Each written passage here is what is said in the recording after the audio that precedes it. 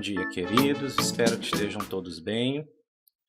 E estamos aqui para falar mais uma vez acerca dos nossos temas da aula de Direito Ambiental. A aula de hoje é acerca de princípios do direito ambiental. O que seriam princípios do direito? Vocês lembram desse conceito da nossa primeira aula? Princípios do direito são aquelas bases, são aquelas disposições fundamentais, são aqueles alicerces que vão comandar a criação de norma, a interpretação das normas jurídicas. Então, nós vamos falar aqui brevemente acerca de alguns, não vou enumerar todos, até porque não existe um número certo. Cada autor de direito ele vai dizer, olha, tem 5 princípios, tem 12 princípios, tem 20 princípios. Então, nós vamos tratar aqui de alguns princípios que eu acho mais importantes e vão ser mais recorrentes no decorrer da nossa disciplina. Dessa aula até a nossa última, eu vou estar aqui relembrando esses princípios com vocês, mostrando como vai ser a aplicabilidade prática deles. O nosso primeiro princípio vai ser o princípio do meio ambiente ecologicamente equilibrado como um direito fundamental. Então, nós vamos falar aqui primeiro do princípio do meio ambiente ecologicamente equilibrado e também vamos dizer o que é um direito fundamental. Existe uma relação entre direitos humanos e direitos fundamentais. A expressão direitos humanos é utilizada para designar direitos pertencentes ao homem, universalmente considerado, sem referência a determinado ordenamento jurídico ou limitação geográfica. Já direitos fundamentais são aqueles reconhecidos como tais em determinado ordenamento jurídico. Então, eu vou ter direitos humanos como aqueles direitos inerentes ao ser humano, direitos que toda pessoa em qualquer local ela vai ter, direito à vida, direito à liberdade, e direitos fundamentais, de uma forma assim bem rasa, seriam aqueles direitos humanos que foram inscritos em uma norma constituinte fundamental. Aqueles direitos humanos que foram reconhecidos como tais e colocados como norma obrigatória do Estado. Dito isso, vamos falar um pouquinho sobre direitos humanos, que nós vamos precisar deles para trabalhar o conceito do princípio do meio ambiente ecologicamente equilibrado como um direito fundamental. É comumente separado pelos doutrinadores, pelos autores do direito, que os direitos humanos eles possuem 3 dimensões ou gerações. O termo mais antigo é geração, o termo mais moderno utilizado é dimensão. Então, primeira dimensão, segunda dimensão, terceira dimensão, quarta dimensão, quinta dimensão. Tudo bem? Nós vamos ficar aqui, vamos ter umas noções básicas dos 3 primeiros que são essenciais ao nosso estudo. O que seriam, primeiro, os direitos humanos de primeira geração ou primeira dimensão? São aqueles direitos humanos trazidos pelas revoluções americanas e francesa. O que houve aqui, gente? Nessas revoluções, da Revolução Americana dos Estados Unidos e na Revolução Francesa, você teve o rompimento do Estado absolutista, que foi passado para um Estado republicano. Então, nós tivemos o quê? Um rompimento, uns princípios que se acreditavam antes, por exemplo, infalibilidade do rei, o rei não podia errar, o rei não podia falhar, o princípio do direito divino de governar. Se eu sou rei, se eu sou nobre, é porque Deus me concedeu esse direito divino, eu sou superior a você que é um plebeu, uma plebeia, ou um burguês, uma burguesa. E nós passamos a outros princípios, de que o Estado vai ser governado pelo povo e não por um monarca, e cai esse princípio da separação de classes, do direito divino. E nós temos a ideia de um princípio de igualdade, todos nasceram iguais e morrem iguais, então devem ser tratados da mesma forma. Então, houve a criação de uma série de novos direitos e princípios dos homens nesse momento. Exemplos de direitos que são considerados direitos humanos de primeira geração ou dimensão. o direito à vida, o direito à liberdade, o direito à igualdade. Então, são direitos considerados de primeira dimensão. Se você lembrar do lema da Revolução Francesa, Liberté, Égalité, Fraternité, liberdade, igualdade e fraternidade. Uma característica muito interessante desses direitos humanos de primeira dimensão é o quê? Eles são considerados direitos negativos. O que eu quero dizer com isso? Como é que o Estado garante ao cidadão americano, norte-americano, ao francês, o direito à vida? Não tirando a vida dele.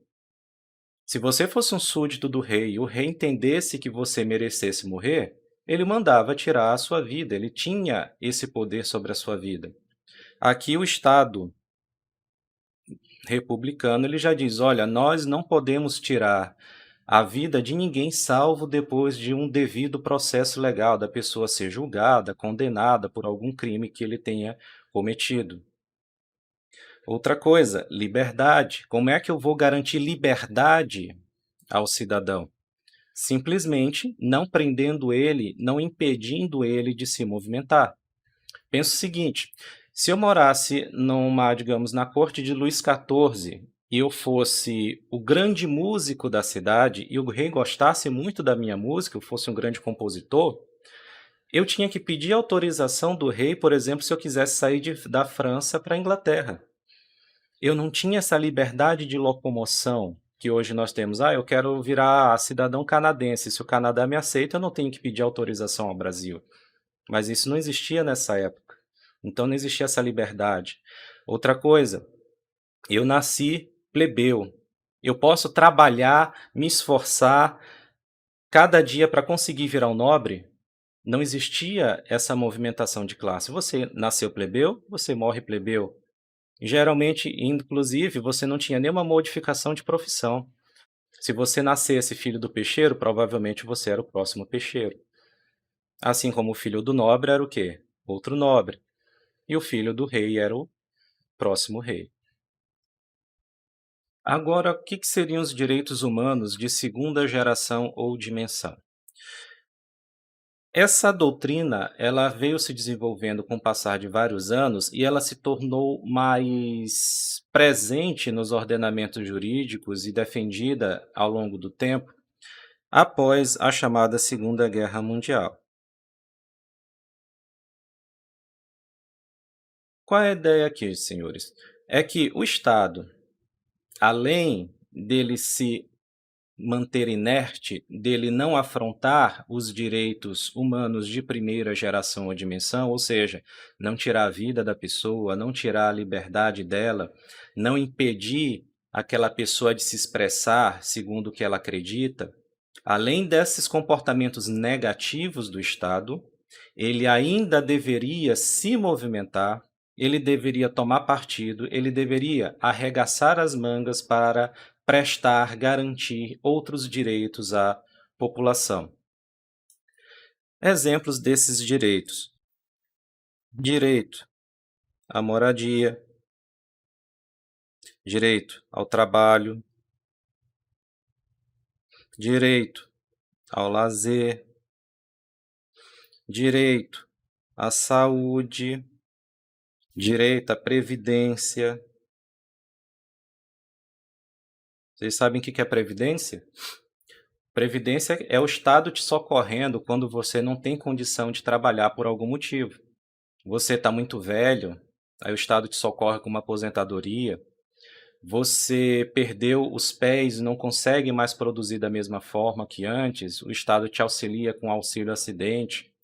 Ou o professor de você está muito doente, ele não tem como trabalhar durante 2 meses. Ele teve algum problema na garganta, não consegue trabalhar durante 2 meses. Ele recebe um auxílio-doença. Em todos esses direitos, você pode perceber que nenhum deles ele vai se realizar com a simples conduta inerte do Estado. O Estado não vai conseguir garantir moradia, trabalho, lazer, saúde, esses direitos de segunda dimensão à geração, se ele estiver quieto, se ele não trabalhar para isso. Então, nós temos que esses direitos de segunda geração ou dimensão, direitos humanos, eles vão ser direitos positivos.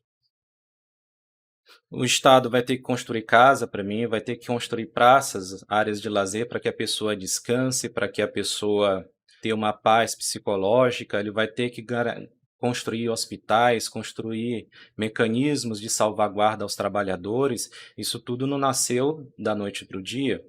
Vamos fazer assim um paralelo entre aquilo que se pensava nos direitos de primeira geração, dos direitos de segunda geração.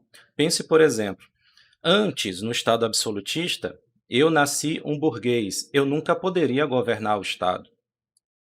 Por quê? Porque eu não tenho ascendência nobre. Os nobres eram que governavam, auxiliados pelo clero ou vigiados pelo clero, dependendo de como você preferir analisar a questão. Eu, burguês, por mais que eu tivesse dinheiro, eu não seria um governante. Após a Revolução Francesa e Americana, se eu fosse um burguês, eu poderia ter a aspiração, ter o sonho de me tornar o governante do país. Eu deveria o quê? Convencer as outras pessoas de que eu era digno dessa confiança e virar o presidente daquele país. Agora, pense no seguinte: um burguês rico, bem-sucedido, tem condições de governar? Tem. Ele tem condições reais de fazer isso. Agora pense o seguinte: eu, filho de lavrador, analfabeto, com poucos recursos, eu poderia virar o presidente do país, eu poderia governar o país? Na letra fria da lei, eu até poderia. Mas, meus queridos, quão fácil isso poderia ser? A pessoa que nasce pobre, sem instrução, qual é a possibilidade dela conseguir de fato governar o país? Então você tinha essa liberdade formal de fazer qualquer coisa, dar destino à sua vida, mas você não tinha uma liberdade prática. A situação te impedia de que você conseguisse chegar até, por exemplo, governar o seu país. E quando a gente já olha essa desigualdade pelo prisma dos direitos humanos de segunda geração, nós já vemos o quê? Que o Estado ele tem que te garantir a educação, os meios para que você viva com dignidade, para que efetivamente você possa se dizer livre para fazer o que você quiser, se autodeterminar, para que você seja digno enquanto ser humano, que você consiga desenvolver ao máximo todas as suas potencialidades. Então, tudo isso, todo esse ambiente que o Estado ele tem que criar, que ele tem que fomentar e que ele tenha que garantir para que você viva com dignidade, a chamada dignidade humana, que te dê chance de desenvolver todas as suas potencialidades enquanto ser humano, eles são os direitos humanos de segunda dimensão ou geração. Aí nós chegamos aos direitos humanos de terceira dimensão ou geração, que é justamente o direito ao meio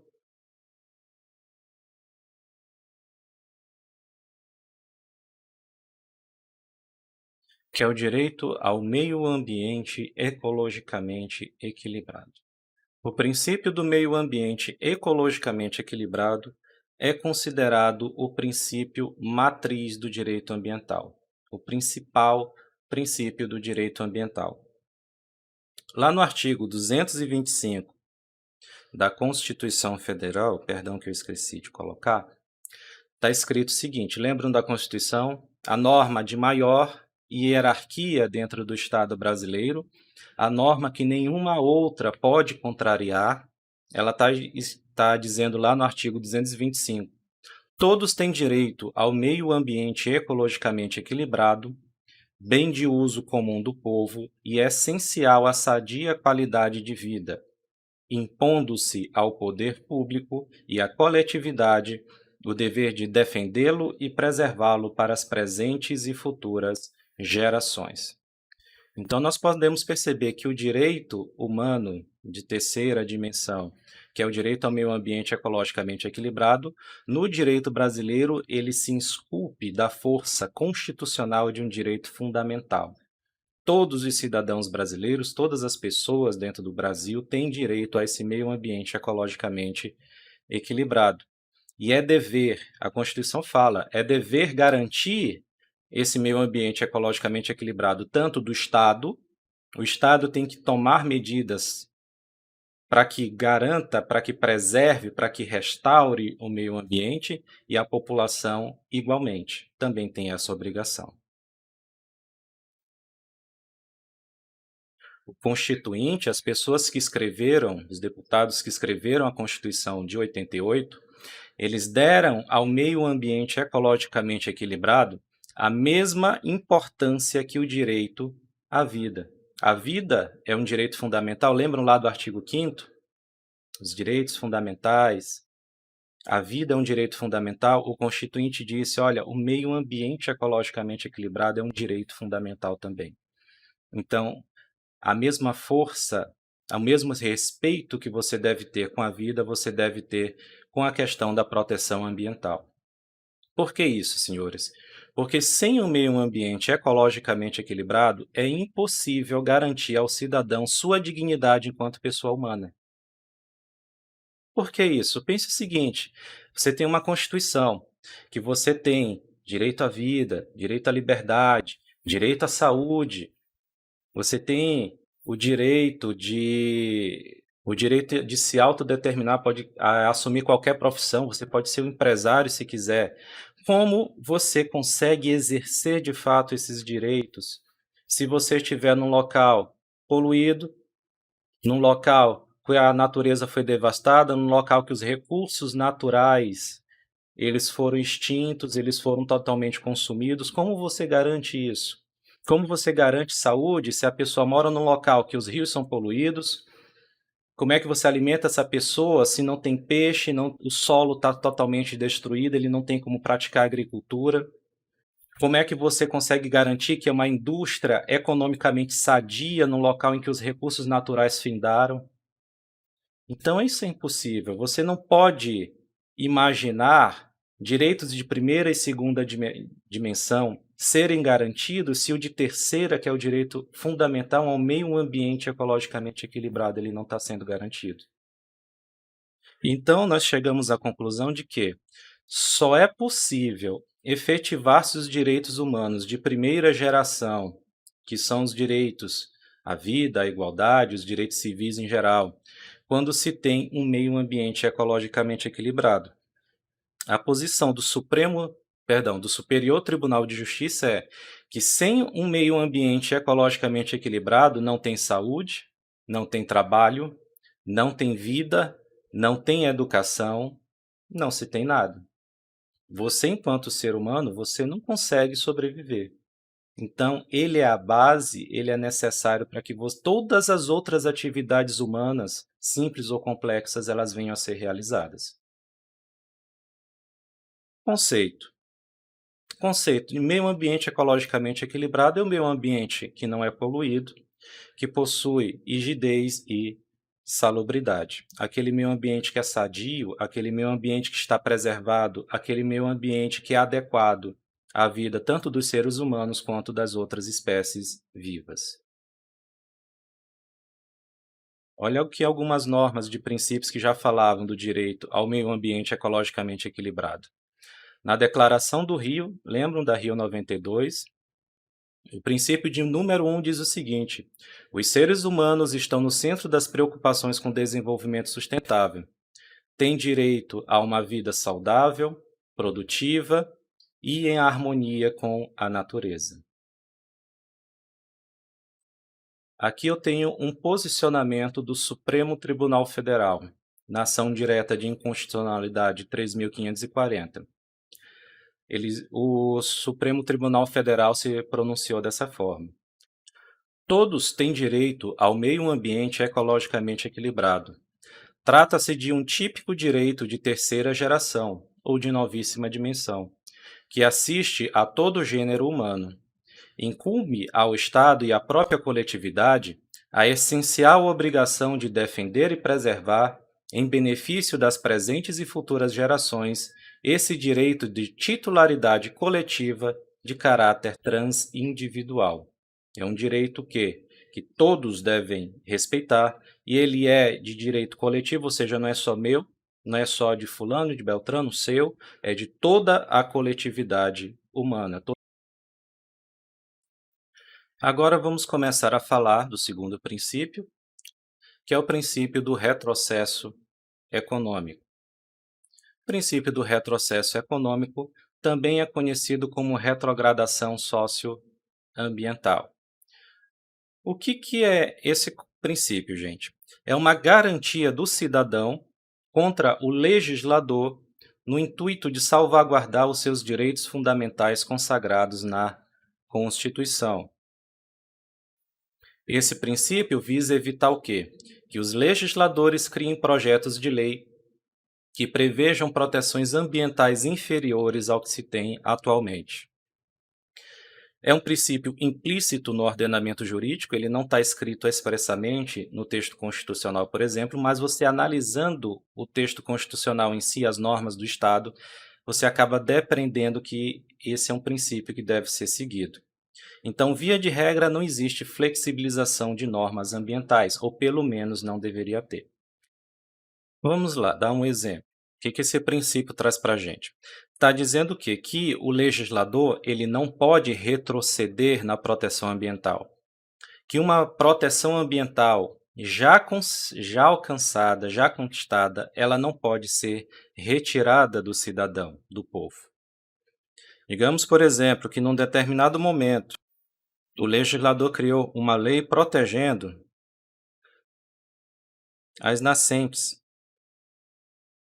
os olhos d'água, com a finalidade de proteger os rios, que os rios não diminuam seu volume, para que as espécies que dependem desse rio, o ser humano e as outras, não sofram com isso. Esse princípio diz que o legislador não pode chegar lá na frente e permitir o quê? O desmatamento. Ele quer criar uma nova lei, mas dessa vez permitindo o desmatamento das nascentes.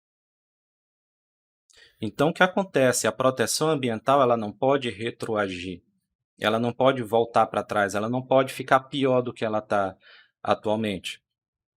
Esse princípio existe, esse princípio deveria ser seguido, mas se você for perceber, por exemplo, o governo atual ele tem fugido disso, né? Ele tem tentado, de todas as formas, diminuir a proteção ambiental, não mexendo nas leis, mas mexendo nas resoluções, nos decretos do Estado. Então, esse é um princípio que deve ser seguido pelos legisladores e pelo Estado de uma forma como um todo. Outro princípio é o princípio do progresso ecológico. Esse nome já diz tudo, né? O Estado, segundo esse princípio, é obrigado a rever e aprimorar a legislação existente de proteção ambiental. O Estado sempre tem que ter a melhor técnica possível para a proteção ambiental. O que acontece, meus queridos? Tanto os estudos quanto as técnicas de proteção ambiental, elas evoluem com o tempo. Antigamente, no início do ano 1900, não se sabia dos problemas de um clorofluorcarboneto poderia ter sobre a camada de ozônio. Mas isso é um conhecimento que foi produzido, se viu que essa substância era nociva, então se decidiu que a partir desse momento que nós sabemos que é nocivo, nós vamos tomar as medidas necessárias, no caso. Eles nem chegaram a concluir de forma definitiva, mas já tomaram as medidas necessárias com o princípio da prevenção. Mas uma vez que nós sabemos que isso é ruim para o meio ambiente, nós vamos atualizar as nossas normas, nós vamos rever as normas ambientais. Um outro exemplo, se concluiu com o passar do tempo que a Terra estava esquentando, que a temperatura, o clima da Terra estava ficando mais quente com o passar do tempo. Se descobriu o quê? Que existia uma grande relação entre o volume de gás carbônico que a humanidade estava jogando na atmosfera e os índices de aumento dessa temperatura desse clima. Então se entendeu que, olha, a poluição atmosférica, o gás carbônico, os gases do efeito estufa que estão sendo lançados pelo homem na atmosfera estão causando o aquecimento global, o aquecimento do planeta. Então vamos o quê? Rever as nossas normas e nos adaptar a esse novo conhecimento. próximo princípio que nós podemos elencar é o princípio do desenvolvimento sustentável, que, convenhamos, é um velho conhecido nosso. O que é desenvolvimento sustentável? É compatibilizar o desenvolvimento econômico com a proteção ao meio ambiente. Professor, eu consigo achar isso na Constituição Federal? Será que eu posso dizer que o desenvolvimento sustentável é um princípio fundamental dentro da Constituição? Consigo. Bora lá. Se você for no artigo 3º da Constituição Federal, ele está dizendo o seguinte: constituem objetivos fundamentais da República Federativa do Brasil. No inciso 2 diz, garantir o desenvolvimento nacional. E quando eu olho no artigo 170 da Constituição, que está falando da ordem econômica, da geração de riqueza dentro do Estado, eu vou achar o seguinte: a ordem econômica fundada na valorização do trabalho humano e na livre iniciativa tem por finalidade assegurar a todos existência digna conforme os ditames da justiça social, observados os seguintes princípios. Lá no inciso 6 está escrito o quê? Observado o quê? A defesa ao meio ambiente, inclusive mediante tratamento diferenciado, conforme o impacto ambiental dos produtos e serviços de seus processos de elaboração e prestação. Então, o que acontece? Eu estou dizendo que o desenvolvimento no Brasil, na Constituição Federal, diz que ele deve acontecer, o Estado deve crescer, deve se desenvolver economicamente, e lá quando a Constituição fala da ordem econômica, da economia, ela diz o seguinte, que a ordem econômica deve respeitar os seguintes princípios, e lá no inciso 6 fala da defesa do meio ambiente. Então, o princípio do desenvolvimento sustentável ele foi acolhido constitucionalmente pelo Estado brasileiro. Ele é uma norma, então, de hierarquia constitucional. Na Declaração do Rio, no princípio de número 4, fala o seguinte: para alcançar o desenvolvimento sustentável, a proteção ambiental deve constituir parte integrante do processo de desenvolvimento e não pode ser considerada isoladamente deste. Então, o desenvolvimento ele já pressupõe que ele vai ser sustentável. Vamos tentar ver isso aqui de uma forma um pouquinho mais prática. Digamos, olha, eu sou um grande empreendedor, eu quero construir uma indústria. Indústria, meus queridos, é bom para o Estado. Ele gera empregos, ele gera riqueza, tanto para a pessoa quanto para o Estado, que o Estado cobra impostos em cima do que as pessoas ganham dinheiro, não é verdade? Ele gera o desenvolvimento. Então, uma indústria é algo que o Estado quer? Quer. Então, o que acontece? Eu posso construir qualquer indústria que der na minha telha, em qualquer local, a qualquer momento, com qualquer nível de segurança, de proteção ambiental? Não. Uma indústria, via de regra, ela pode ser construída? Pode, desde que ela respeite os requisitos de proteção ambiental. Então, eu quero construir uma indústria. Eu estou construindo num local apropriado? Num local que não vai causar em demasia um dano ambiental? Eu estou construindo com a técnica mais avançada, com técnicas modernas que geram menos impacto ao meio ambiente? Eu estou construindo com medidas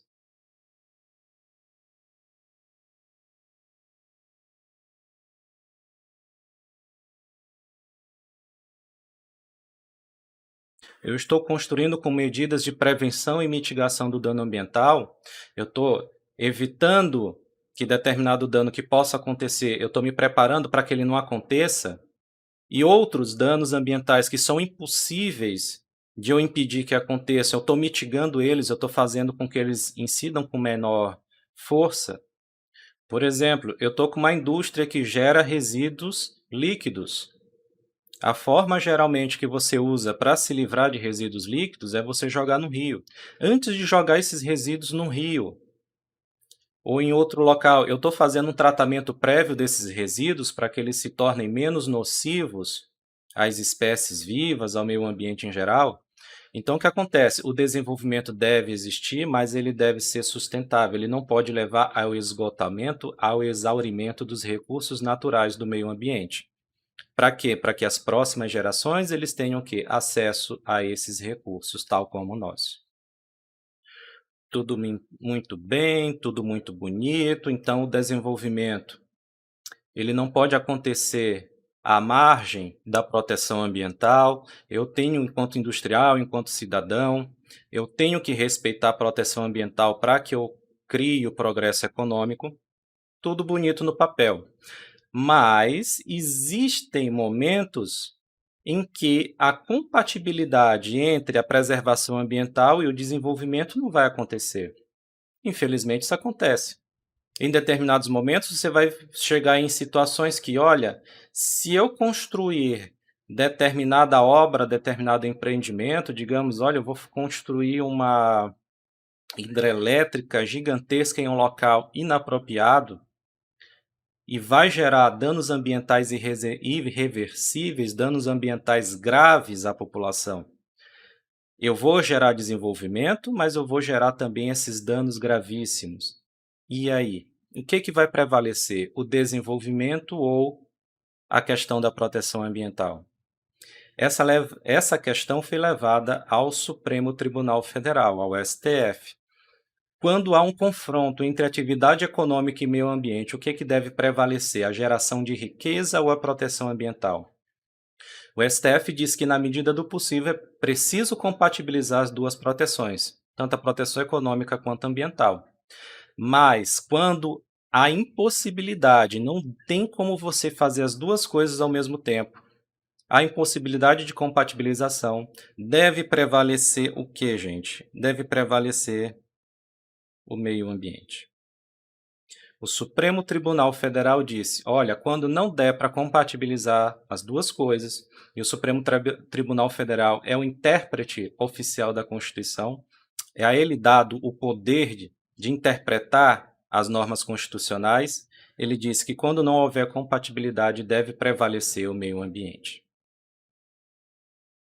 Desenvolvimento sustentável compatibiliza o desenvolvimento com a proteção ambiental. Esse é o ideal dentro da República Federativa do Brasil. Quando isso não for possível, se decide, prevalece a proteção ambiental.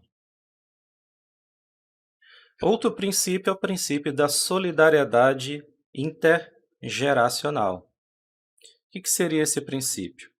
Solidariedade, olha como é fácil, solidariedade entre gerações.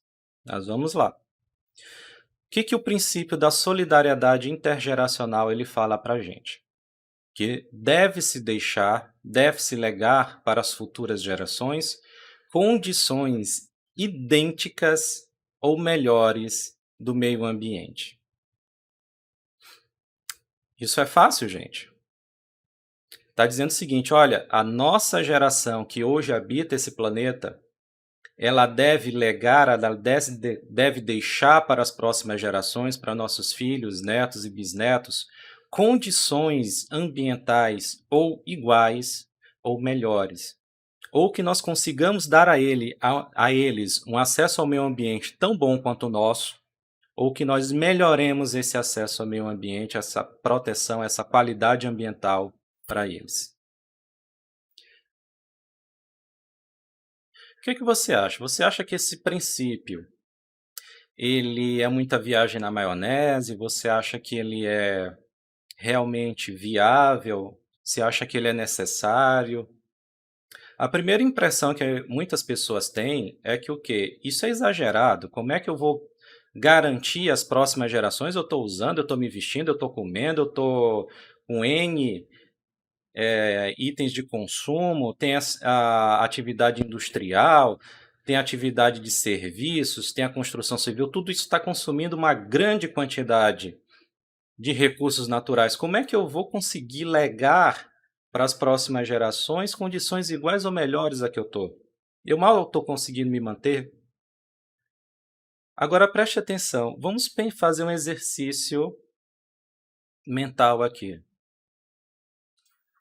Imagine que isso aqui é o total de recursos naturais que existe no planeta Terra, certo? Então vamos lá, digamos que a primeira geração ela consumiu isso aqui de recursos naturais. A segunda geração consumiu um pouco menos, a tecnologia melhora, não é verdade? Geralmente digamos que nós consigamos estar diminuindo o consumo do meio ambiente. Aí a terceira geração consome um pouco menos, a quarta geração consome mais ou menos a mesma coisa. Gente, se a cada geração eu estiver contando aqui 100 anos, se eu continuar fazendo isso, em menos de 1000 anos, talvez, eu acabe com todos os recursos do planeta Terra. Esse raciocínio já ocorreu a vocês? Se todas as gerações esgotarem uma fatia do total dos recursos naturais do planeta Terra, e lembre que a nossa população, a tendência é crescer, a ONU diz que nós vamos bater 11 bilhões de pessoas no final desse século, então nós vemos que isso é um grande problema. Se nós continuarmos consumindo recursos naturais na mesma velocidade, não preservando esse meio ambiente para as futuras gerações, a longo prazo nós estamos dizendo o seguinte: nós vamos inviabilizar a vida nesse planeta, porque não vai sobrar recursos naturais para as próximas gerações. Então, ou você vai criar um cenário de calamidade, tal qual esses filmes apocalípticos que a gente assiste, ou você vai ter que criar mecanismos, por mais difíceis que eles sejam, para tentar resguardar o meio ambiente, para que as próximas gerações elas encontrem ou a mesma coisa que foi deixada a elas, ou que nós consigamos dar, olha, uma melhoradinha na situação para eles. Isso pode parecer utópico, mas isso é necessário se nós queremos nos imaginar a longo prazo como uma espécie crescente nesse planeta. Então, quando eu falo do princípio da solidariedade intergeracional, eu estou falando que a proteção ao meio ambiente que vai beneficiar os nossos filhos, os nossos netos, etc. Que é como se fosse uma ética, um princípio de ética entre as gerações. Eu devo respeitar as gerações futuras, que elas virão, e elas terão que ter acesso a esse meio ambiente para sobreviver e se desenvolver tal qual nós tivemos. Na Declaração do Rio, princípio de número 13, ele diz o seguinte: o direito ao desenvolvimento ele deve ser exercido de modo a permitir que sejam atendidas equitativamente às necessidades de gerações presentes e das gerações futuras também. Aqui só uma questão de terminologia que muitas vezes é utilizada pelos autores do direito. Quando você vê um texto falando sobre solidariedade intergeracional e esse texto estiver falando sobre geração sincrônica, fique sabendo que está se referindo à geração atual. E a geração diacrônica são as futuras gerações. Muitas vezes vem assim: a geração sincrônica deve legar à geração diacrônica condições ambientais iguais ou superiores às atuais. Então é só uma questão de terminologia que eu gostaria de deixar claro. O próximo princípio que vamos trabalhar é o princípio da função socioambiental da propriedade. Bora lá, antes de falar do princípio da função socioambiental, o que seria propriedade, queridos? O artigo 1228 do Código Civil, ele diz que o proprietário é o direito que a pessoa tem da faculdade de usar, gozar e dispor de alguma coisa que é seu. E também o direito que a pessoa tem de reavê-la do poder de qualquer outra que a injustamente esteja na posse injusta de outra pessoa. Então, se eu sou proprietário de um carro, eu tenho o direito de usar esse carro. Usar, eu quero dizer, exercer a finalidade daquele objeto. No caso do carro, é transporte. Eu posso pegar o carro, ir para a praça, ir para a praia, ir para a escola. Eu vou usar, eu vou me transportar, eu vou utilizar-me do uso próprio daquele bem. A ideia do gozo do bem é o fruir, é o ganhar com isso. Digamos o seguinte, eu posso pegar um carro e utilizar como Uber. Eu vou utilizar desse bem para ganhar dinheiro, para me desenvolver. E a ideia da disposição é que eu posso consumir a coisa, eu posso utilizar o carro até ele estragar, ou eu posso vender para outra pessoa, eu posso passar a minha propriedade adiante quando eu achar conveniente, ou gratuitamente, através de uma doação, ou eu posso fazer uma compra e venda. Então, isso basicamente é o direito de propriedade. Você pode ter propriedades sobre bens móveis. Um carro é um bem móvel, uma bolsa é um bem móvel, um charuto, não fume, é um bem móvel. O que seriam bens imóveis? Seriam que prédios e terrenos. Um terreno é um pedaço de terra que você não construiu nada, e um prédio é uma casa, é um prédio propriamente dito, é o terreno com alguma coisa acrescentada a ele. E nós temos uma terceira classe de bens, que são os semoventes, que são os animais. Eles têm movimentação própria, eles são bens móveis que podem se movimentar sozinhos, são os semoventes. Uma vez, é uma questão que ficou famosa nas provas da OAB, a prova que você faz para poder exercer a advocacia depois que você é bacharel, depois que você concluiu o curso de Direito. Tem uma questão famosa que perguntaram qual é a natureza jurídica, como é que o direito enxerga um peixinho de aquário. Qual é a natureza jurídica de um peixinho de aquário? A resposta, semovente, um bem semovente. Muitas pessoas ficaram com um nó na cabeça sobre o peixinho de aquário. Dito isto, queridos, vamos fazer uma comparação assim do direito de propriedade na Roma antiga com o direito de propriedade do Brasil atual. Na Roma antiga, se dizia que o direito de propriedade ele era absoluto.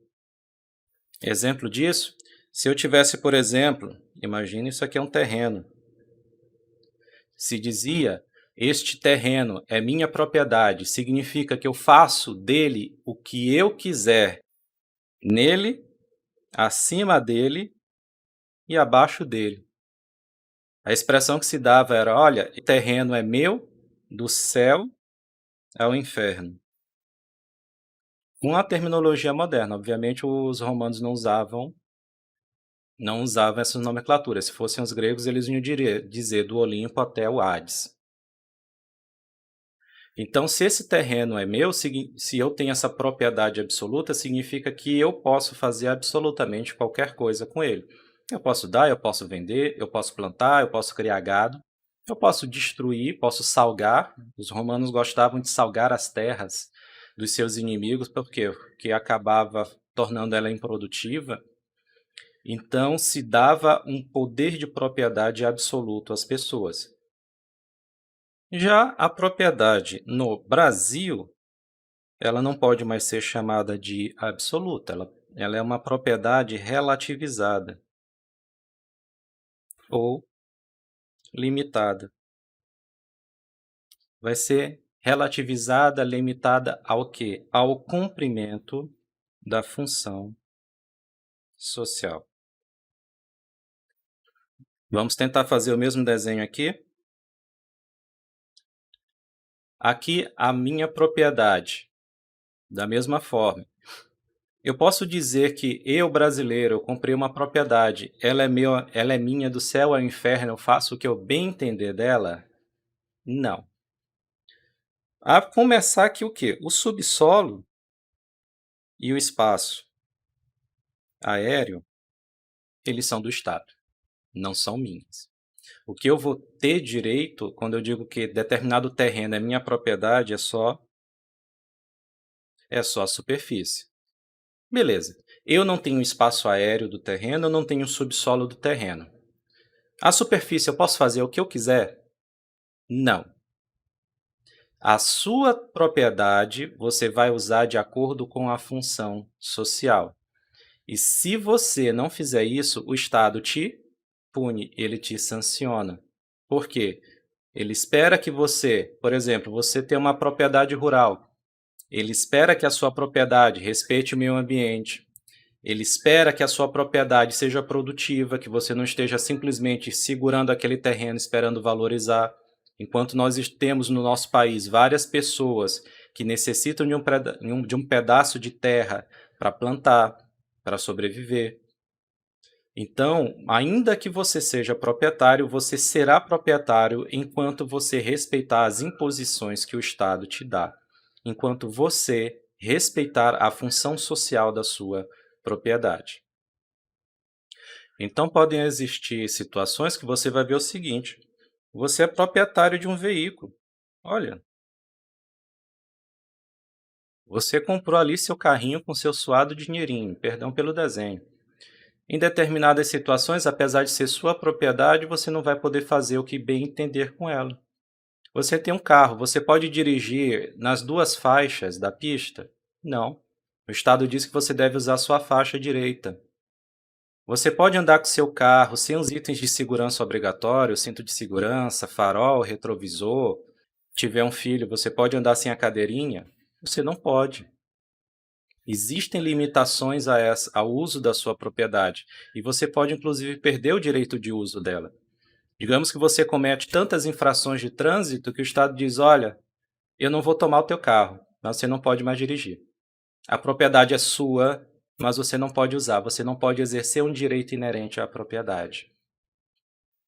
Então, voltando aqui ao nosso princípio, o princípio da função socioambiental da propriedade, ele diz o seguinte: no nosso ordenamento jurídico, no conjunto de leis do Estado brasileiro, a propriedade só se legitima a partir do momento em que atende à sua função social e à coletividade. Então, ainda que a propriedade seja sua, ela só será legítima, ela só será legal, ela só será, digamos, bem exercida segundo o direito, a partir do momento que a sua propriedade, sua, ela atende à função social, aquilo que o Estado, a sociedade espera dela, ao uso que o Estado, a sociedade espera dela. Por isso que se diz que a ideia da propriedade, ela se tornou mais publicizada, porque ainda que seja algo privado, ela tem que atender ao bem público. Alguns exemplos de função socioambiental, de função da propriedade que nós esperamos. Exemplos. Numa propriedade rural, você é proprietário, você deve manter a chamada reserva legal, manter a área de preservação permanente, caso ela haja. Então, bora dar um spoiler aí das aulas futuras. Esta aqui é a minha propriedade. Eu posso simplesmente desmatar 100% da minha propriedade? Eu posso plantar 100% da minha propriedade rural?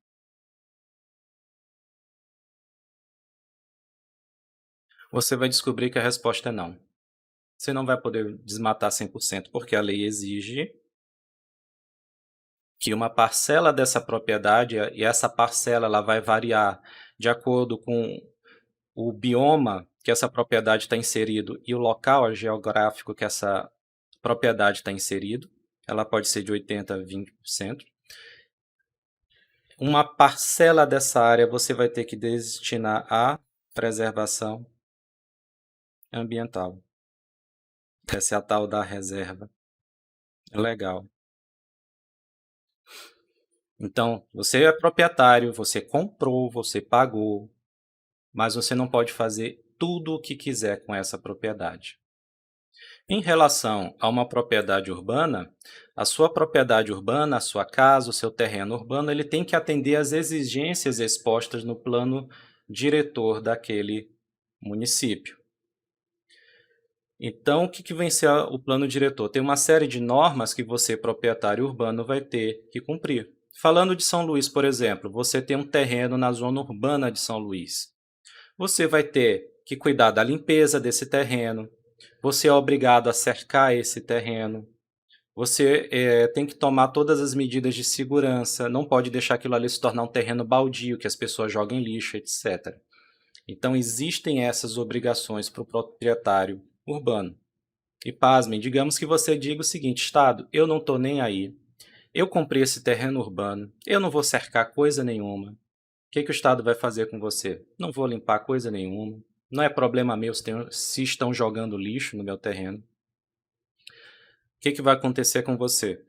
O Estado vai te aplicar, olha, sabe aqueles impostos que você paga sendo proprietário? Ele vai botar um valor a mais por conta desse descumprimento.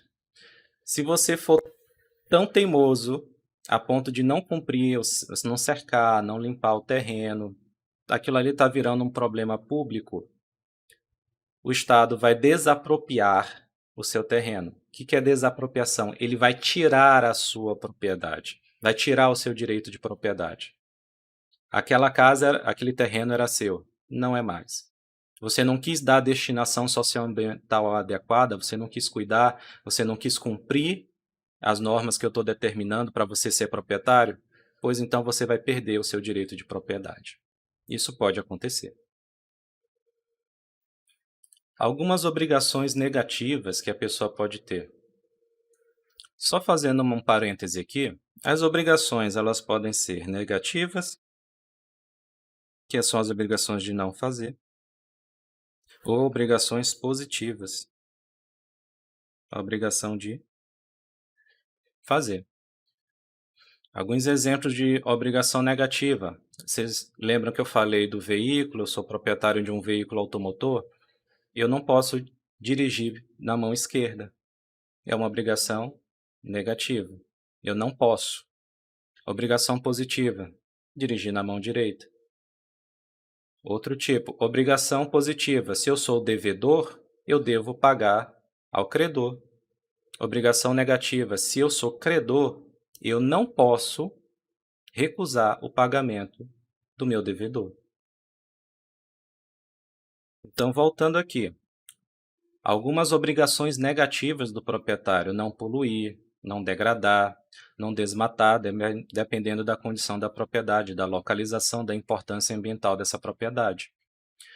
Outras obrigações positivas que você vai ter que fazer: se a sua área está desmatada, você é obrigado a recompor essa área. Você deve averbar, você deve escrever a reserva legal no cartório de imóveis, você é proprietário.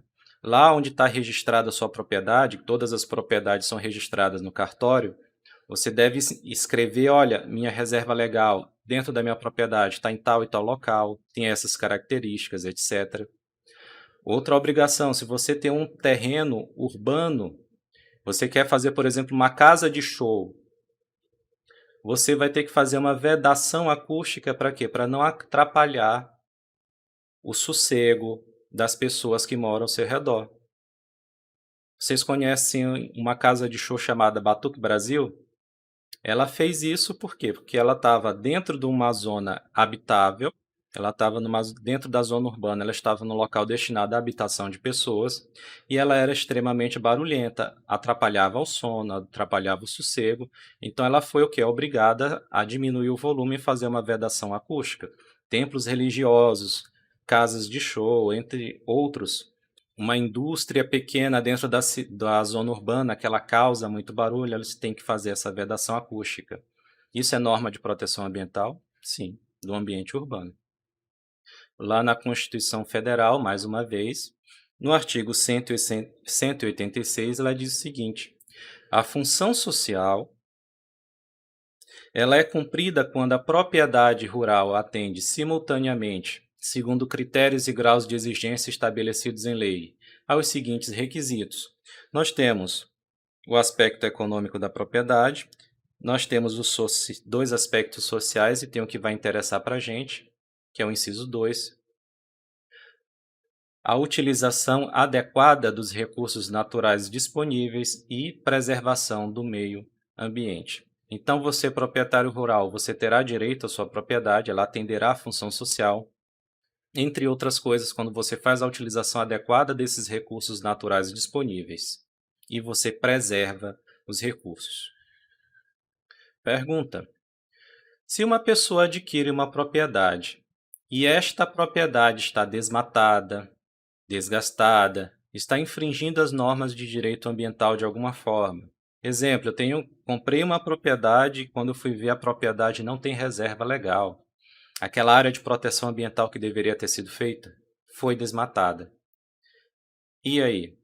Eu sou obrigado a fazer essa recomposição, a restaurar o meio ambiente ao estado anterior das coisas, ao status quo ante? Resposta: sim. Se eu sou o proprietário, a responsabilidade pela preservação e possível recomposição é minha.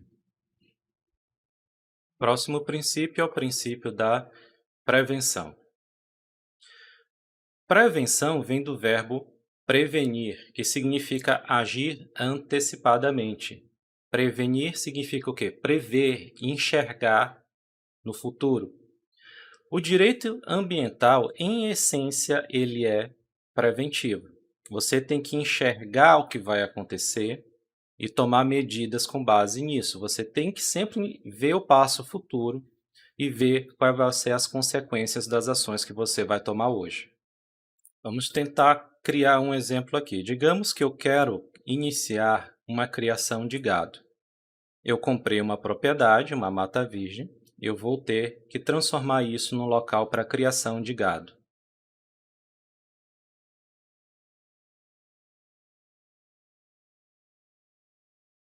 Uma vez que eu decidi pelo início dessa atividade, agora eu tenho que verificar o seguinte: quais são os danos ambientais que eu espero com isso?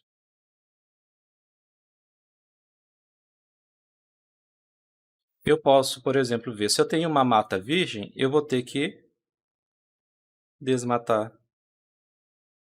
Se eu estou colocando gado numa região que não existe, tenho que perceber que eu estou fazendo a inserção de fauna alienígena,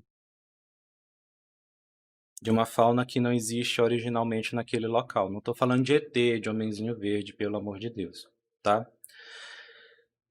Eu vou precisar de irrigação e eu vou tirar essa irrigação de um rio. Eu vou ter a produção de gases, já falamos da produção de metano, que é um dos impactos ambientais da criação de gado. Então, uma vez que eu já tenho a atividade, eu percebo que eu vou causar determinados impactos ou danos ambientais, eu vou partir para as medidas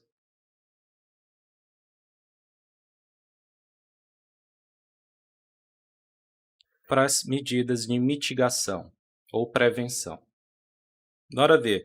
Desmatamento. Eu vou desmatar, eu tenho uma mata para criar gado, eu vou precisar derrubar, mas eu posso procurar, dentro das áreas que eu vou desmatar, a que cause menor impacto ambiental. Eu vou inserir uma fauna alienígena, eu vou colocar um tipo de animal que não pertence originalmente àquele local. Quais são os impactos que esse animal novo vai causar e como é que eu faço para diminuir esse impacto ambiental? Isso tem que ser estudado. Eu vou fazer irrigação, eu vou tirar água do rio para irrigar o pasto, para dar de beber aos animais. Qual é a quantidade de água que eu vou precisar? Como é que eu faço para ser mais produtivo, para usar menos recurso e obter assim os mesmos resultados? Qual é o impacto ambiental? Será que esse impacto ambiental vai ser muito grande ou ele é sustentável, ou o ambiente consegue comportar? Como é que eu vou fazer a questão dos gases? Existe alguma técnica mais moderna que eu possa utilizar para diminuir o impacto ambiental? Então, eu tenho fixado qual atividade que eu quero fazer, eu analiso, eu estudo, eu vejo quais serão os impactos futuros que eu consigo antever. Isso pode ser feito, não é a questão de adivinhação, mas eu consigo antever quais são os impactos que vai causar e a partir disso eu crio já medidas de prevenção e de mitigação do dano ambiental, do impacto ambiental que vai ser causado. Perdão por essa sobreposição aqui. Prevenção quando eu tenho que agir antecipadamente. Vocês viram? Olha, antes de começar a minha atividade industrial, eu já analisei, já verifiquei o que vai acontecer. Eu consigo agir antecipadamente quando o quê? Quando eu tenho dados, quando eu tenho pesquisas científicas ambientais. Por que que eu sempre tento agir com antecedência? Por que que eu me preparo com antecedência? Por que que eu não deixo surgir os problemas para a partir disso eu me preocupar com eles? Porque nós temos, queridos, quando falamos da questão ambiental, que é a impossibilidade do retorno ao status quo ante, ao estado anterior das coisas. Digamos, por exemplo, eu vou lá e corto uma floresta milenar de Mata Atlântica.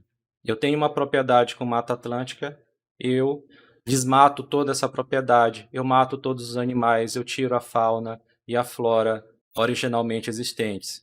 Como é que eu faço para acabar com esse dano ambiental? Como é que eu faço? Eu já destruí toda aquela floresta milenar. Como é que eu faço para retornar ao estado anterior? Para plantar as árvores novamente? Para colocar a mesma fauna que existia anteriormente? Para que as interações biológicas elas voltem a funcionar como eram anteriormente? Eu tenho como fazer isso?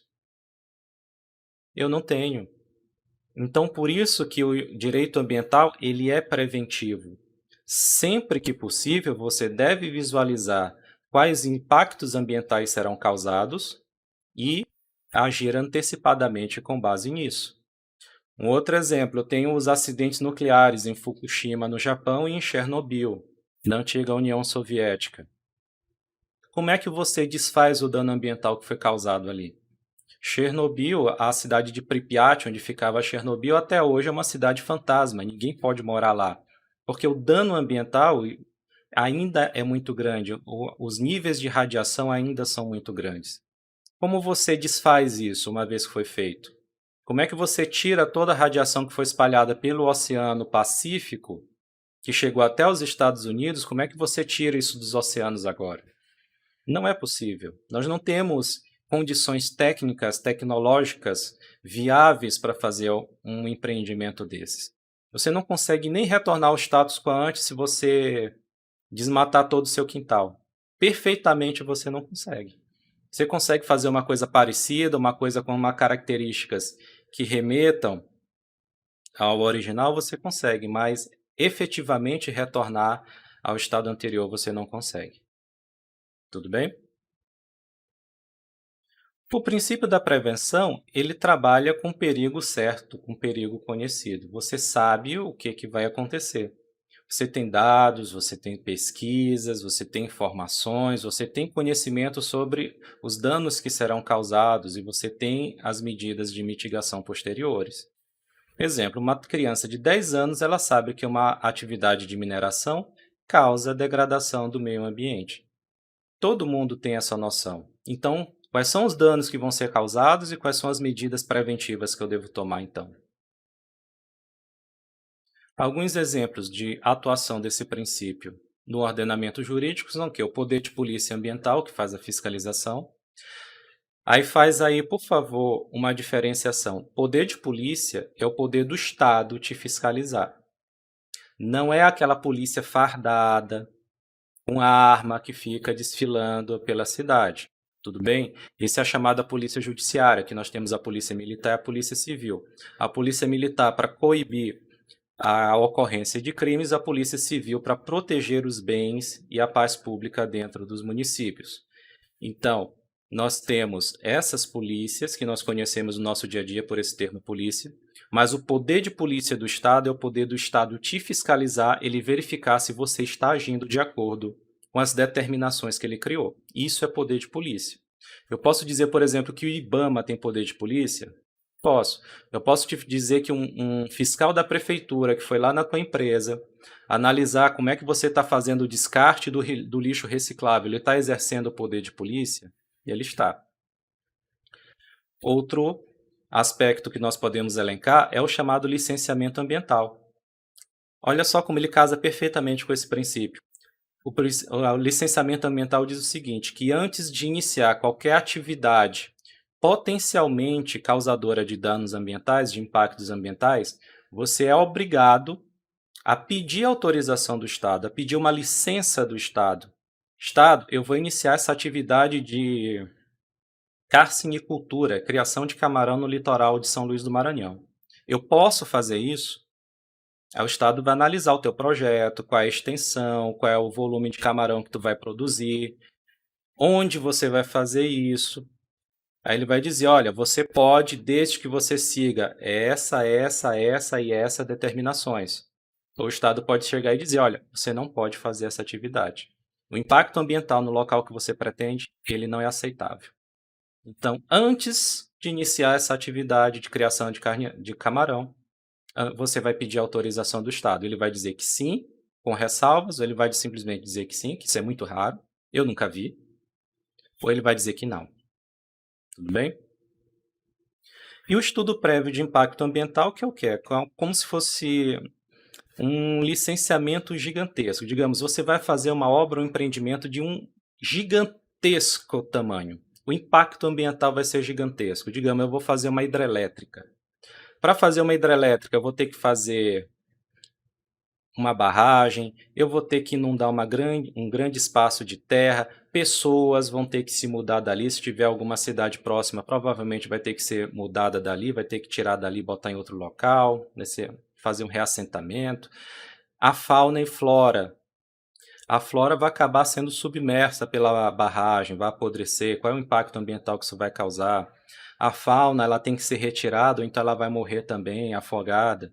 Então eu tenho ali uma obra, um empreendimento que ele é gigantesco e ele causa um impacto ambiental gigantesco. Eu tenho que fazer todo um estudo complexo da questão geográfica, da questão histórica, da questão social, da questão filosófica, da questão jurídica, da questão ambiental então eu tenho que saber tudo que vai acontecer nessa obra ou empreendimento de grande vulto. Isso é o EIA-RIMA, isso é o estudo prévio de impacto ambiental. Estou fazendo aqui uma correção. EIA. Estudo de impacto ambiental, relatório de impacto ao meio ambiente. Tá? O próximo princípio é o princípio da precaução. Nós já falamos desse princípio quando nós estávamos falando da questão da proibição dos clorofluorcarbonetos. Lembram disso? Que na época não se tinha certeza que eles eram efetivamente os causadores dos buracos na camada de ozônio, mas por precaução se decidiu que eles seriam banidos internacionalmente. O princípio da precaução, aqui não se tem a certeza do perigo ao meio ambiente.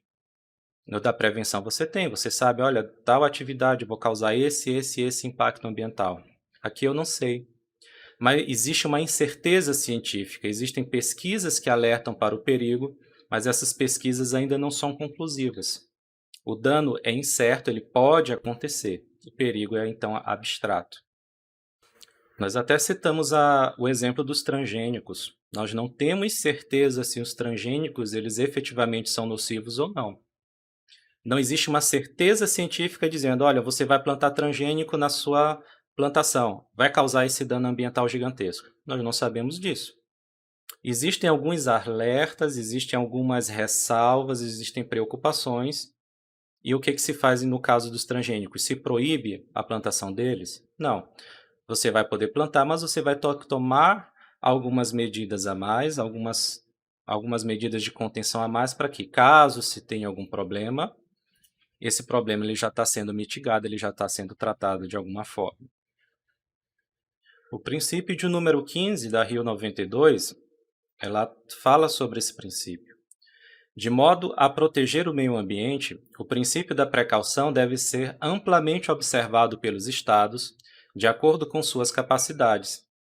Quando houver ameaça, não é certeza, mas existe ameaça, existe medo de danos sérios ou irreversíveis, a ausência de absoluta certeza, o fato de você não ter absoluta certeza científica não deve ser utilizada como razão para postergar medidas eficazes e economicamente viáveis para prevenir a degradação ambiental. Então, a ausência de absoluta certeza de uma ameaça de danos sérios não é desculpa, ainda que você não tenha certeza que aquele dano sério vai acontecer. você deve tomar as medidas de precaução antecipadamente. Bom, queridos, nosso próximo princípio é o princípio do poluidor-pagador. Conceito dele: é um instrumento econômico que exige do poluidor, uma vez identificado, suportar as despesas de prevenção, reparação e repressão dos danos ambientais. Algumas coisas aqui que a gente tem que frisar. É um instrumento econômico, eu estou falando aqui de dinheiro, de recursos, fonte de recursos. Então, eu estou aqui delimitando que quem vai custear a prevenção, a reparação e a repressão dos danos ambientais será aquele que for identificado como poluidor. Prevenção, impedir que o dano aconteça. Reparação, o dano aconteceu e ele deve ser reparado, deve se retornar. Lembram aquele status quo ante, estado anterior das coisas? E repressão é a questão da fiscalização para impedir que o dano ele venha a acontecer. Durante o processo produtivo, além da produção a ser efetivamente comercializada, são produzidas as chamadas externalidades negativas. Há então o fenômeno da privatização do lucro e da socialização das perdas. Vamos explicar isso aqui com um pouquinho mais de calma. Vamos lá? Digamos que eu tenho aqui um processo industrial. O que é uma indústria, gente? Lembra aí da quinta série. O que é um processo industrial? É um processo em que há o quê? A transformação de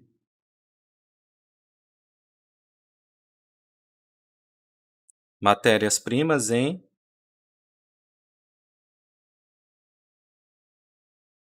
produtos manufaturados. Entram matérias-primas, essas matérias-primas elas são transformadas em produtos acabados, em produtos manufaturados. Só lembrando para vocês, é o que? É o segundo setor da economia. Então, qual é a parte boa desse processo industrial? São os produtos manufaturados. Por quê? O dono da indústria vai vender e vai auferir os lucros devidos desse processo. Então, nós temos aqui o quê? Um processo industrial vai criar produtos manufaturados, esses produtos vão ser vendidos, gerará uma receita, gerará um lucro, e esse lucro será o quê, gente? Privado. A privatização. Agora eu pergunto a vocês, a única coisa que sai de uma indústria, que sai desse processo industrial, é o produto acabado, o produto manufaturado que vai ser vendido? Ou será que existem outras coisas que podem sair desse processo, que são resultado desse processo? Acompanha comigo, será que não vai sair desse processo também resíduos sólidos? Lixo, em outras palavras? Será que não pode sair poluição atmosférica disso aí? Será que nós, para implantação e funcionamento de indústria, não vai haver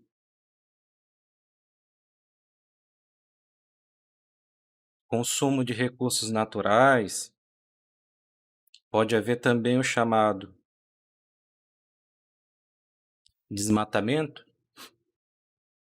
Pode, não pode?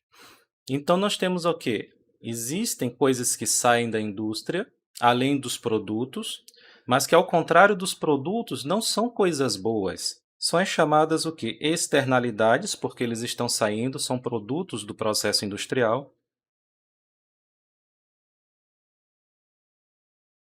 As externalidades negativas.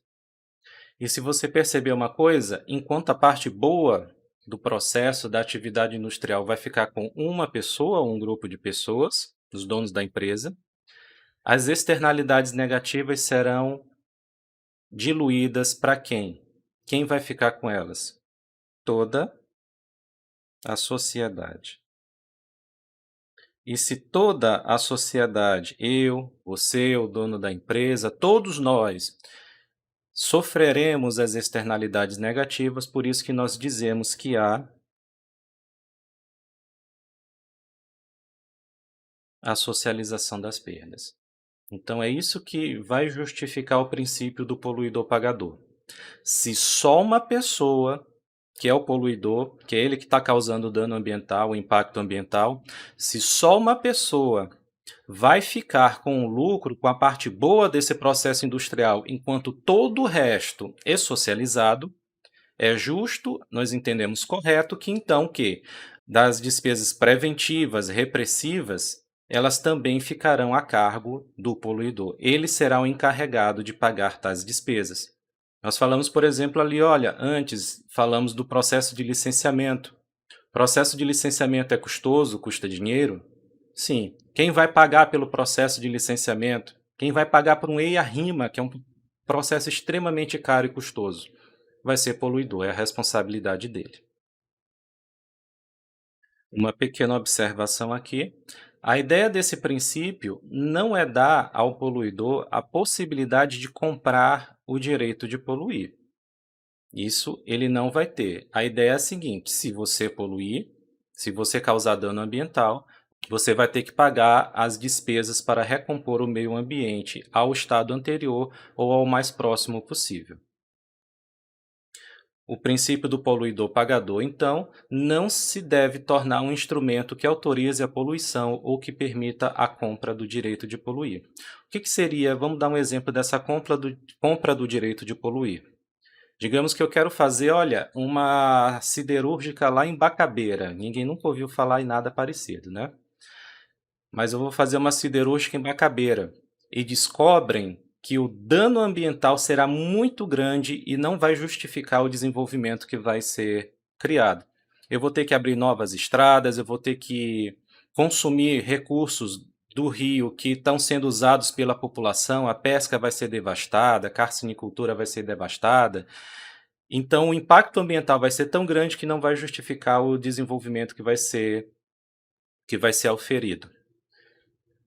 Eu faço meu processo de licenciamento ambiental e o Estado responde não, porque o dano não justifica o desenvolvimento que será criado. Será que eu posso injetar mais dinheiro, eu posso pagar ao Estado para ter esse direito de poluir? Não. Uma vez que o Estado entende que o dano não justifica o desenvolvimento, então ele tem essa prerrogativa de negar o meu acesso ao recurso natural. Não existe a possibilidade de eu pagar a mais para conseguir isso. E mais uma coisa que deve ser deixada clara: a responsabilidade ambiental do poluidor é uma responsabilidade que é classificada no direito como objetiva, porque ela independe da existência de culpa. Vamos tecer aqui algumas breves considerações acerca do Instituto da Responsabilidade Civil no Direito. O que seria a responsabilidade, meus queridos? O Código Civil, no artigo 927, ele diz que aquele que causar, por ato ilícito, dano a outra pessoa, fica obrigado a reparar esse dano. Então, imaginem o seguinte: eu estava dirigindo num carro atrás de vocês, você parou no farol e eu bati no seu carro. Você vai descer indignado e vai querer a reparação do dano que foi causado. Para que você tenha essa reparação do dano, você tem que provar a minha responsabilidade, ok? Você prova a minha responsabilidade, que eu sou responsável pelo dano, e por conta disso você vai ser ressarcido. A responsabilidade, via de regra, a responsabilidade civil, ela se dá da forma subjetiva. Isso significa dizer o quê? Você, para ser ressarcido, você, para me considerar responsável, você tem que provar a existência de 4 elementos. A conduta, que eu pratiquei alguma conduta, que há um dano, você sofreu um dano, que há um nexo de causalidade entre a conduta que eu pratiquei, seja ela comissiva ou omissiva, e o dano causado, e que eu agi com culpa, que eu tive vontade de causar o resultado, que eu agi com dolo, que eu agi com imperícia, que eu não sabia dirigir, por exemplo. Imperícia é você fazer algo que você não tem o conhecimento para tal. Eu estava dirigindo, mas eu não tenho carteira de motorista, eu não fiz teste de habilitação. Então, houve minha culpa ali. que eu fui negligente. Eu estava, por exemplo, no carro atrás, olhando mensagens de texto no celular, ao invés de estar prestando atenção na estrada. A ideia da negligência é o quê? Eu não tomar os cuidados necessários de que um homem médio teria tomado nesse caso. Ou a imprudência é eu ter me excedido, ter feito algo a mais em uma intensidade superior ao que eu deveria. Por exemplo, eu vim atrás de você, eu estava prestando atenção na pista, só que eu estava numa velocidade muito alta. Quando você parou no farol, eu não consegui frear a tempo. Se você consegue provar que houve a minha conduta, eu bati no seu carro, que você sofreu dano, o carro está amassado, que há um nexo de causalidade entre essa conduta e o dano sofrido, e que eu agi com culpa em qualquer um dos seus elementos, seja dolo, imperícia, negligência ou imprudência, você consegue me responsabilizar pelo dano que eu causei. Essa, então, é a responsabilidade subjetiva. O que seria a responsabilidade objetiva? É aquela responsabilidade para que a pessoa responda pelo dano causado, você só precisa provar a existência de conduta, de dano e de nexo de causalidade. Não existe a necessidade de se provar o elemento culpa. Isso muda alguma coisa, professor? Muda muita coisa. Preste atenção. Outro ramo do direito em que a responsabilidade objetiva é bastante empregada, além do direito ambiental, é o direito do consumidor. Então imagine o seguinte, você compra na internet, em alguma loja virtual, um celular. O celular chega na sua casa e você descobre que o celular não funciona. Você entra em contato com a loja e a loja diz: não, o problema é do fabricante. O do fabricante diz: não, o problema é dos correios que foram fazer a entrega, eles não tiveram cuidado. Então, o que eles estão tentando fazer? Um está dizendo que a culpa é do outro. Na responsabilidade do direito do consumidor, a responsabilidade objetiva não interessa de quem é a culpa. Uma vez que você comprou aquele celular, ele tem que funcionar. O lojista que te vendeu que se vire para te ressarcir. Ele não se exime de pagar o dano, de ressarcir o dano causado, alegando que não tem culpa. Para o direito, na responsabilidade objetiva, isso não interessa. Agora vamos trazer um exemplo para o direito ambiental. Imagine que existe uma determinada mineradora que construiu uma barragem. Essa barragem ela cedeu, ou seja, ela se desmanchou, e tudo que estava armazenado naquela barragem soterrou uma cidade e também poluiu os rios próximos em uma grande extensão. Você teve um dano ambiental incalculável ali. Aí vão os advogados da mineradora na imprensa e dizem o seguinte: olha, nós seguimos todas as normas de segurança da ABNT, do Inmetro, não sei quem faz. Nós contratamos pessoal especializado. Nós não fizemos nada de errado e mesmo assim a barragem rompeu. Pergunto a vocês, a responsabilidade por dano ambiental é objetiva. O que eles estão tentando dizer? Olha, nós não tivemos culpa pela queda da barragem, pelo rompimento da barragem. Isso interessa para o direito ambiental? Para responsabilizar essa mineradora, há obrigatoriedade de você ter que provar que ela agiu com culpa? Não. Ela será responsável pelo dano ambiental, independentemente de ter havido culpa da parte dela.